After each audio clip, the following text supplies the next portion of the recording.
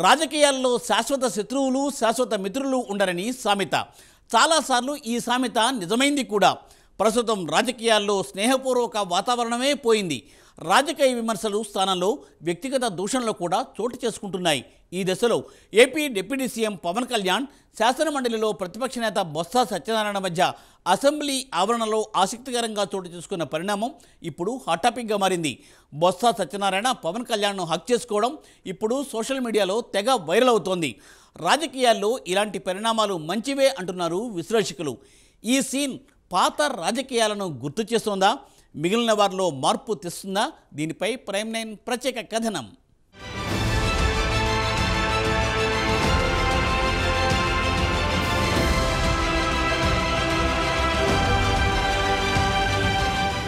రాజకీయాలను రాజకీయాలుగానే చూడాలి. ప్రజల మన్ననలు పొందిన నేతలు ఎంతో హుందాగా నడుచుకోవాలి. నీలం సంజీవరెడ్డి, తరిమెల నాగిరెడ్డిలు వరుసకు బావబామర్దులైన వేర్వేరు పార్టీలలో కొనసాగారు.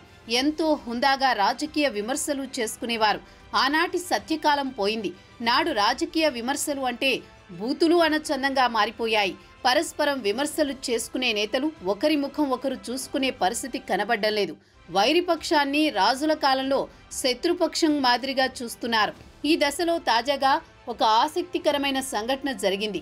ఏపీ అసెంబ్లీ సమావేశాలు జరుగుతున్న సందర్భంలో సమావేశాల చివరి రోజున శాసనమండలి ప్రతిపక్ష నేత బొత్స సత్యనారాయణ, డిప్యూటీ సీఎం పవన్ కళ్యాణ్ మధ్య శాసనసభ ప్రాంగణంలో ఆసక్తికర పరిణామం చోటు చేసుకుంది. బొత్స సత్యనారాయణ పవన్ కళ్యాణ్కు హగ్ ఇవ్వడం ఇప్పుడు హాట్ టాపిక్గా మారింది. అదే సమయంలో అటు వెళుతున్న వైసీపీ ఎమ్మెల్యే పెద్దిరెడ్డి రామచంద్రారెడ్డి దీనిని పట్టించుకోకపోవడంపై కూడా నెటిజన్లు కామెంట్లు చేస్తున్నారు.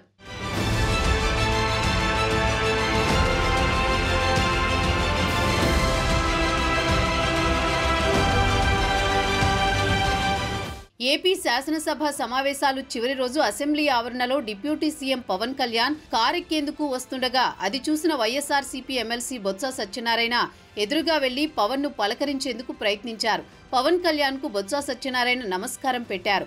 బొత్స సత్యబాబును గమనించిన పవన్ కళ్యాణ్ ఆయనకు ఎదురెళ్లి ఆలింగనం చేసుకున్నారు. బొత్స భుజంపై తట్టి మర్యాదపూర్వకంగా కరచాలనం చేసి నమస్కారం పెట్టారు. జరుగుతున్న పరిణామాల్ని దూరం నుంచి అలాగే చూస్తుండిపోయారు వైఎస్ఆర్సీపీ నేతలు. వాళ్ళిద్దరినీ చూసిన పెద్దిరెడ్డి రామచంద్రారెడ్డి ముఖం తిప్పుకుని వెళ్లిపోయారు. ఈ సీన్ పాత రాజకీయాలను గుర్తు చేస్తోందని రాజకీయ విశ్లేషకులు చెబుతున్నారు. గతంలో ఏ పార్టీకి చెందిన నేతలైనా ఎంతో హుందాగా వ్యవహరించేవారు.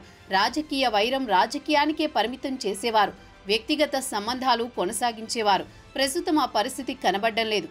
సభలోనూ బయట కూడా శత్రువుల మాదిరి వ్యవహరిస్తున్నారు.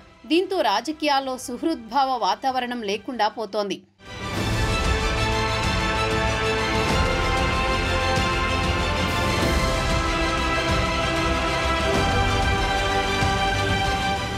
బొత్స సత్యబాబు పవన్ కళ్యాణ్ మధ్య వ్యక్తిగతంగా సంబంధాలు బాగానే ఉన్నాయి. గతంలో పవన్ కళ్యాణ్ సినిమాకి భాగస్వామ్యంగా ఉన్నారు. తీన్మార్ సినిమాకు బొత్స సత్యనారాయణ సమర్పకుడుగా ఉన్న సంగతి అందరికీ తెలిసిన విషయమే. చాలాసార్లు తనకి బొత్స సత్యబాబుతో స్నేహ సంబంధాలున్నాయని పవన్ కళ్యాణ్ చెప్పడం కూడా జరిగింది. జనసేన ఆవిర్భావ సభలో కార్యకర్తల నుంచి బొత్స సత్యనారాయణపై మాట్లాడమని పెద్దగా అరిచిన సందర్భంలో కూడా బొత్స తనకి మిత్రుడు అని సంబోధించారు పవన్ కళ్యాణ్. మరోవైపు ప్రస్తుతం ఈ వీడియో సోషల్ మీడియాలో బాగా ట్రెండ్ అవుతోంది. ఇది చూసిన నెటిజన్లు బొత్స వైఎస్ఆర్సీపీని వీడి జనసేనలో చేరుతున్నారని ప్రచారం చేస్తున్నారు. మిగతా వారు కూడా జగన్ను వీడే రోజులు తొందరలోనే ఉన్నాయని కామెంట్లు చేస్తున్నారు. దీనిపై వైఎస్ఆర్సీపీ నేతల నుంచి కానీ కార్యకర్తల నుంచి కానీ ఎలాంటి స్పందన రావట్లేదు.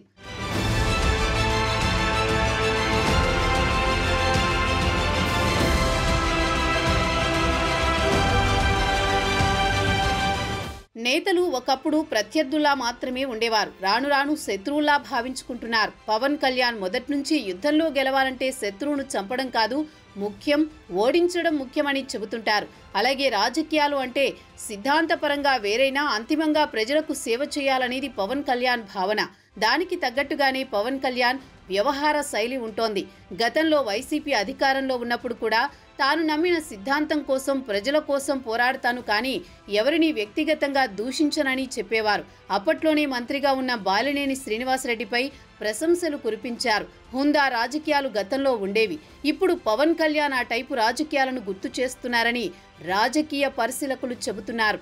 ఇప్పటికైనా పవన్ బొత్స సీన్ చూసి మిగతా వారిలో మార్పు వస్తుందా అంటే అది పెద్ద ప్రశ్నగానే మారుతుంది. చూడాలి మరి ముందు ముందు ఏం జరుగుతుందో.